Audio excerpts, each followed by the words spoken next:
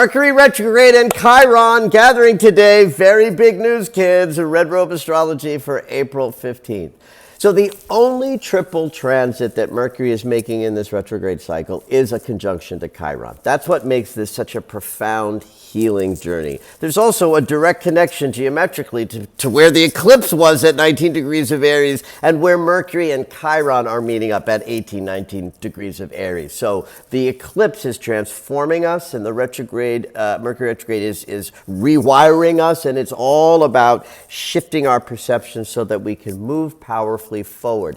But there's a healing that has to happen first, and we are in it, and today will give you a sense of what that's about.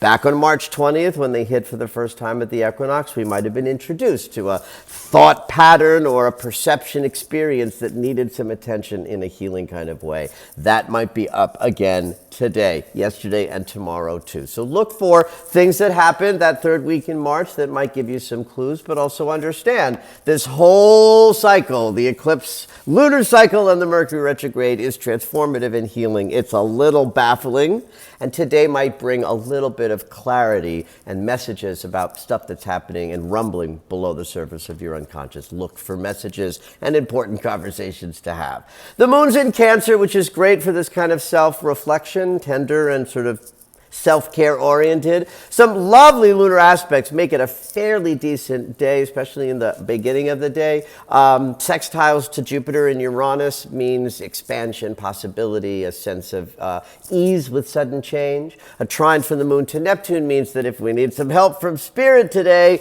it's there. But there's always a but, right? We're in the first quarter moon, which is that crisis 1 week after the new moon where our conscious awareness and our unconscious mind might be at odds with each other. I actually think this is helpful friction for the self-investigation that might need to happen today. There's a short void in the afternoon Pacific time, 4:22 to 7:23 p.m.